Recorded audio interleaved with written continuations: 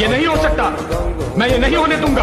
क्या नहीं हो सकता कमल नयन? क्या असंभव है? किस बात ने आपको इतना दुखी कर दिया है? इतना विचलित तो मैंने आपको पहले कभी नहीं देखा।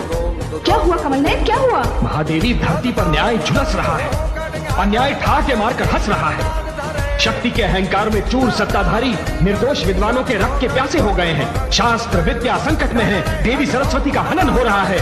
मैं ये सब कैसे सहन कर सकता हूँ महादेवी, मैं ये सब कैसे सहन कर सकता हूँ? मानव पर ये अत्याचार कोई दैत्य कोई दानव नहीं कर रहा है, कोई असुर भी नहीं कर रहा है, स्वयं मानव कर रहा है। यही तो दुख की बात है महादेवी, यही तो दुख की बात है। और यही विडंबना मुझे विचलित भी कर रही है।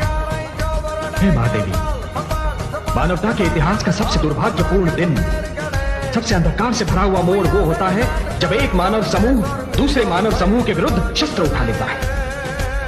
और दुर्भाग्य से वो दिन, वो अंधकार भरा मोड़ आ चुका है।